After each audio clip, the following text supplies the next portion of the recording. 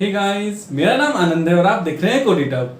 आज की इस वीडियो में हम बात करने वाले हैं फिर से एक बार रिकर्जन के द्वारा किए जाने वाले दो प्रोग्राम का।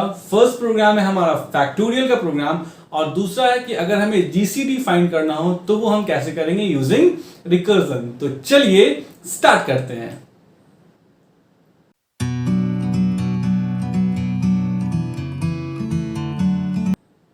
तो हमारा जो फर्स्ट प्रोग्राम है वो ये है कि फाइंड रिकर्जन, राइट, यानी कह सकते हैं फाइंड फैक्टोरियल यूजिंग रिकर्जन।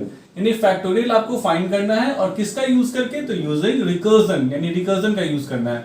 तो आई होप कि आपको ये तो पता होगा ही कि फैक्टोरियल क्या है, क्योंकि ये बहुत ही इंपॉर्टेंट क्वेश्चन है। 11th में आपने पढ़ा ही होगा या फिर नहीं भी तो कहीं बहुत जगह, मतलब ये प्रोग्रामिंग तो बहुत कॉमन प्रोग्रामिंग है। तो अगर मैं कहूं कि I have to find factorial of 4, suppose कीजिए कोई कहता है कि 4 का फैक्टोरियल फाइंड कीजिए, तो 4 की फैक्टोरियल क्या होती है, 4 इंटू 3 इंटू 2 इंटू व्हाट 1, यही होती है ना। यानी 4 3 जा 12, 2 जा 24, तो मेरा फाइनल आंसर जो होगा वो क्या होगा, 24 होगा। यही हमें फाइंड आउट करना है, किसका यूज करके, रिकर्जन का। तो कोई भी प्रोग्राम जो आप रिकर्जन से लिखते हैं तो सबसे पहला काम आपका क्या होता है, सबसे पहला काम आपका ये है कि आप पता लगाएं किसी चीज का, बेस केस का।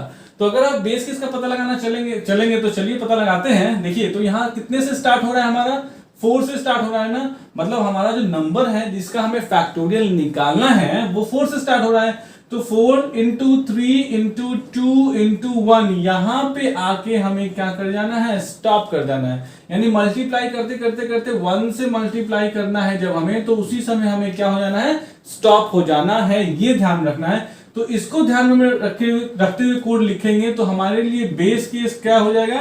तो अगर मान लीजिए मैंने n में 4 को डाला था, तो जब मेरा n क्या हो, 1 हो, ये हमारे लिए क्या हो जाएगा, बेस केस हो जाएगा, क्योंकि 1 के केस में हमें रुक जाना है। ठीक है, अब इसी को अगर हम प्रोग्राम के जरिए इंप्लीमेंट करें तो चलिए सबसे पहले हम मेन सेक्शन लिखते हैं। मेन सेक्शन में क्या है, तो सबसे पहला काम क्या होगा, यहाँ पे हम वैल्यू लेंगे n में। तो मैं लिखता हूँ क्या, n equal to int, right, input and then enter number to find factorial, यानी वो नंबर दीजिए जिसका आप क्या करना चाहते हैं, फैक्टोरियल फाइंड आउट करना चाहते हैं। इतना बड़ा मैसेज आपको लिखना है तो लिखिए, नहीं तो शॉर्ट मैसेज भी आप लिख सकते हैं, इंटर नंबर, वो आपकी मर्जी है। और यहां पे क्या करेंगे आप, फैक्टोरियल, मान लीजिए मैं फैक्ट फंक्शन को कॉल कर रहा हूं और फैक्ट फंक्शन में मैं किसको पास कर दूंगा, n को पास कर दूंगा। जैसे ही ये फंक्शन कॉल हुआ, आप जानते हैं कोई भी फंक्शन जैसे ही कॉल होता है सीधे अपने डेफिनेशन पे आता है, हमने तो लिखा ही नहीं है। चलिए डेफिनेशन लिखते हैं। डेफिनेशन मतलब फंक्शन लिखते हैं। तो फंक्शन डेफ कीवर्ड से शुरू होता है, डेफ लिखा, फिर फंक्शन का नाम ऑलरेडी हम यहाँ डिसाइड कर चुके हैं कि हम फैक्ट देंगे, तो FACT, फिर यहाँ पे हमारे पास n आ रहा है। तो अगर हमारे पास n आ रहा है मतलब हमें इस n का क्या करना है, फाइंड आउट करना है फैक्टोरियल। तो ये मुझे रब करने दीजिए, मैं इसे रब करता हूं ताकि हमारे पास एग्जीक्यूशन की जगह मिल जाए। तो हमारे पास n में क्या आ रहा है, सपोज कीजिए यूजर ने n में हमें क्या दिया है, 4 दिया है। ठीक है, तो अब हमें इस 4 का ही क्या करना है, फैक्टोरियल फाइंड आउट करना है। करते क्या है, मैंने आपको बताया कि सबसे पहले मैं बेस केस लिखना प्रेफर करता हूं। ठीक है, तो मैं यहाँ क्या लिखता हूं कि अगर n की वैल्यू जो है वो क्या है, 1 है, तो मैं कहता हूं अगर n की वैल्यू 1 है तो यहां से मैं कर देता हूं रिटर्न क्या, 1। यानी कि अगर n की वैल्यू 1 है तो मैंने कहा 1 रिटर्न कर दो। और अगर ऐसा नहीं है तो फिर क्या करोगे, तो फिर मैं कहता हूं क्या कि रिटर्न करो, क्या रिटर्न करो, तो n मल्टीप्लाइड बाय, फिर से फैक्टोरियल फंक्शन को कॉल करो और n माइनस 1 को भेज दो। ये हो गया हमारा प्रोग्राम, राइट। अब आप कहोगे सर आप तो प्रोग्राम लिख लेते हो, तो देखिए आप भी प्रोग्राम लिख सकते हैं। इस प्रोग्राम को आप 10 बार 20 बार लिख के देखिए, फिर अगली बार जैसे ही आपसे कोई पूछेगा फटाफट लिख देंगे। लेकिन आपको इस प्रोग्राम को समझना भी पड़ेगा कि एग्जैक्टली ये प्रोग्राम एग्जीक्यूट कैसे करता है, वो सबसे इंपॉर्टेंट चीज होती है। ठीक है, तो ये आपका प्रोग्राम हो गया फुल फ्लेज। अभी प्रोग्राम में कुछ चीजें बाकी हैं, वो चीज क्या बाकी होती है, तो जो रिटर्न होके आता है उसको मैं कहीं स्टोर करूंगा और उसको प्रिंट कर दूंगा। लेकिन मैं अभी पहले आपको एग्जीक्यूशन को समझाना चाहता हूं पहले। तो चलिए फैक्टोरियल का समझते हैं कि कैसे रिकर्सिवली वर्क करता है। तो यहां पे हम चेक करते हैं, देखिए जैसे फैक्टोरियल और n के साथ कॉल हुआ तो n की वैल्यू कितनी है, n की वैल्यू है 4, तो फैक्टोरियल विद 4 कॉल हो गया। यहां पे चेक करता है n की वैल्यू क्या 1 है, नहीं n की वैल्यू तो 1 नहीं है, तो एल्स में आया और ये पहले इसको एग्जीक्यूट करेगा n इंटू फैक्टोरियल माइनस 1, तभी तो उसको रिटर्न कर पाएगा। तो n इंटू, तो n में कितनी वैल्यू है 4, तो क्या हो गया ये 4 इंटू, राइट, फैक्टोरियल फंक्शन फिर से कॉल होता है और इस बार वैल्यू जो जाती है वो n-1 जाती है। तो n में 4 है तो 4 - 1 कितना हो गया 3, यानी कि फैक्टोरियल ऑफ 3 कॉल हुआ। तो जैसे ही ये चीज कॉल हुआ, ध्यान दीजिएगा, जैसे ही ये चीज कॉल हुआ आपका factorial n-1 factorial with 3 call हुआ, तो यहाँ पे जब n की वैल्यू यहाँ पे आई, जैसे कॉल हुआ वैसे ही वो अपने डेफिनेशन में पहुंचा और n की वैल्यू अपडेट हो गई, कितनी हो गई 3 हो गई। n 1 है नहीं है, फिर से यही सेम चीज हुआ कि n इंटू, तो n की वैल्यू कितनी है 3, तो 3 into of factorial of what n-1, तो व्हाट इज n इज 3 - 1 2 ऊपर गया, क्योंकि डेफिनेशन अपना जब ये कॉल हुआ तो ऑब्वियस सी बात है अपनी डेफिनेशन पे जाएगा।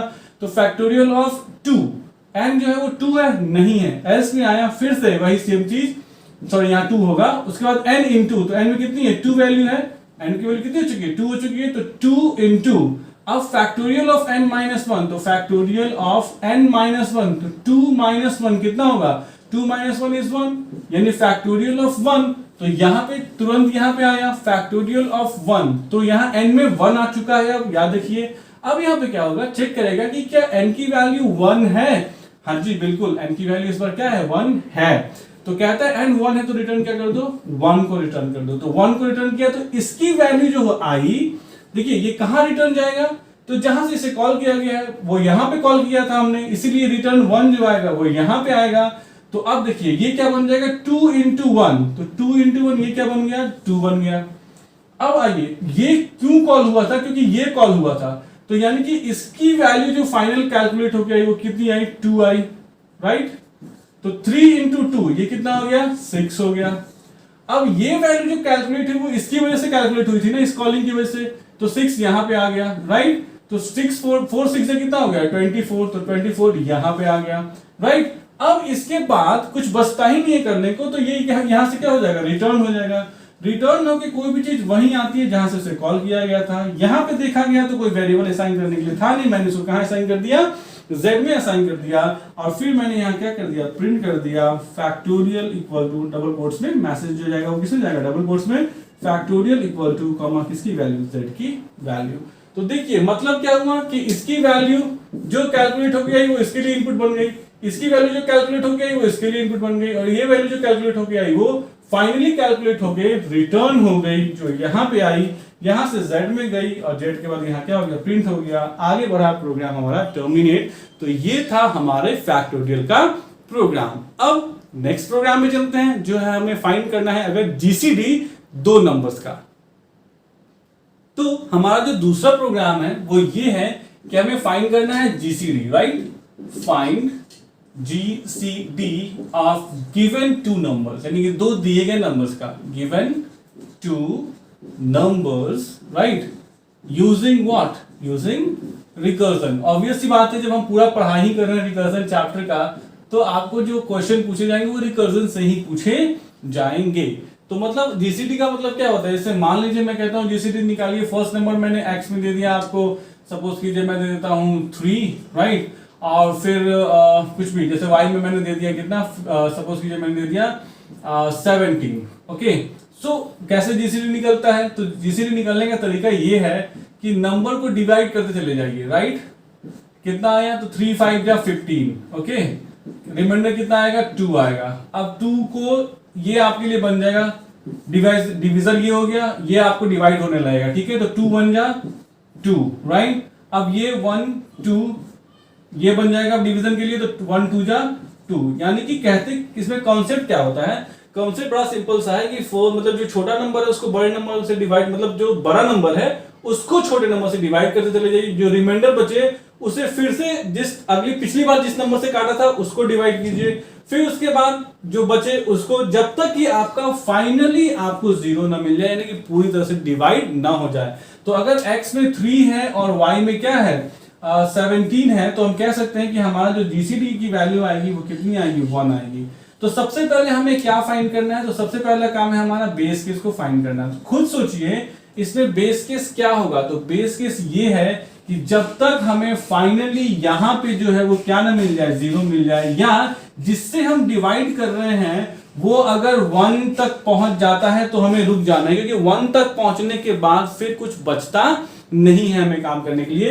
तो मतलब अगर हम 3 से डिवाइड कर रहे हैं, सपोज कीजिए हम मानते हैं कि x में छोटा वैल्यू आएगा और y में बड़ा वैल्यू आएगा, तो इस केस में x जो होगा वो जब तक 1 है, मतलब जब x 1 हो जाता है हमें क्या कर जाना है, स्टॉप कर जाना है। तो चलिए प्रोग्राम लिखते हैं। तो जाहिर सी बात है प्रोग्राम में हमें 2 नंबर्स चाहिए होंगे, तो मान लीजिए मैं p लिखता हूं, फर्स्ट नंबर p में ले लेता हूं। तो p इक्वल टू क्या लिखता हूं मैं, int, right, then input enter number, यानी कि हम कह सकते हैं एंटर फर्स्ट नंबर, यानी फर्स्ट नंबर दीजिए, right. Then I am saying q ले लीजिए, राइट। तो q equal to int input enter second number, okay. और उसके बाद मैं क्या करता हूं, सपोज कीजिए फंक्शन को कॉल कर लेता हूं, कुछ भी फंक्शन का नाम देता हूं, मान लीजिए मैं जीसीडी दे देता हूं। जीसीडी फंक्शन कॉल किया मैंने, p को और q को क्या कर दिया, पास कर दिया। जैसे ही कोई भी फंक्शन कॉल होता है अपने डेफिनेशन के पास आता है, हमने इसका डेफिनेशन लिखा नहीं है, चलिए लिखना शुरू करते हैं। तो डेफ से हम फंक्शन लिखना शुरू करते हैं, फंक्शन का नाम है जीसीडी, हमारे पास आ रहा है p और हमारे पास क्या आ रहा है, q, राइट।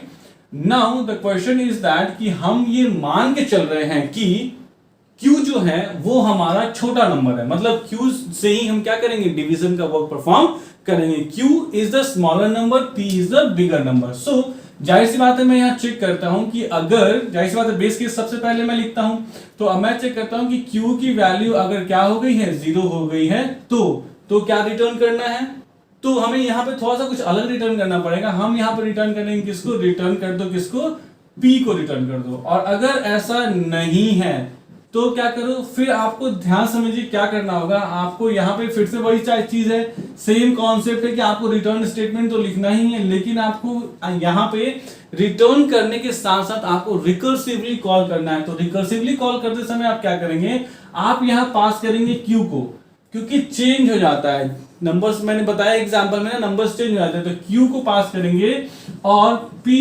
मॉड्यूलस q को पास करेंगे, ये चीज जो है वो रिटर्न हो जाएगी, ठीक है। अब ये हो गया आपका प्रोग्राम, देखना है कि ये एग्जीक्यूट कैसे करता है। देखिए मैंने एक गलती कर दी, वो गलती क्या है, रिटर्न करना है, और यहाँ पे मैंने फंक्शन को तो कॉल किया ही नहीं, तो फंक्शन कॉल करने के लिए क्या करेंगे, जीसीडी करेंगे ना।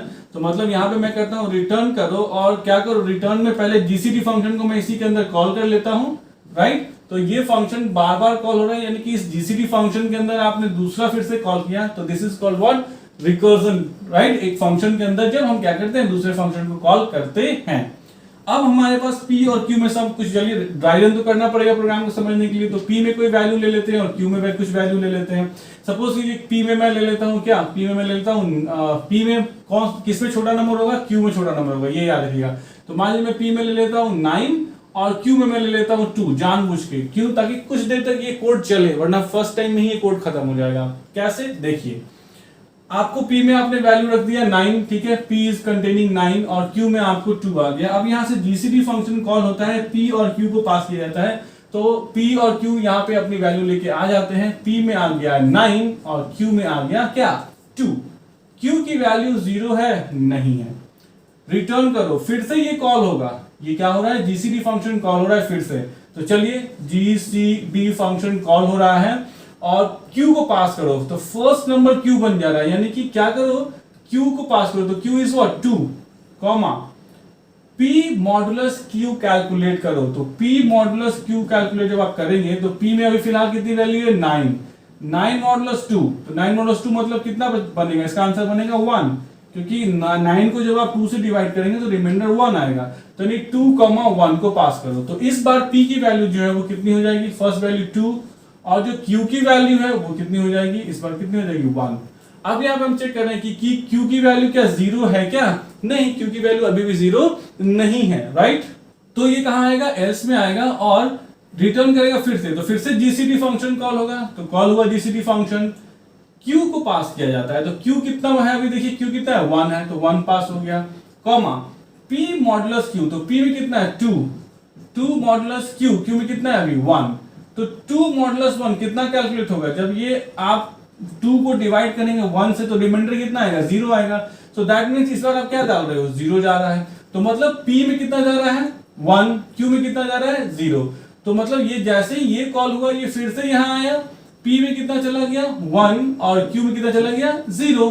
सो यहां देखिए Q जो है वो 0 है, जी बिल्कुल 0 है। तो ये कहता है रिटर्न कर दीजिए किसको, P को। तो what is the current value of P? P की अभी लेटेस्ट वैल्यू कितनी निकल के आई है 1 निकल के आई है। तो ये यहां से रिटर्न होगा, कहां जाएगा, सीधे जहां से कॉल किया गया था वो यहां आया।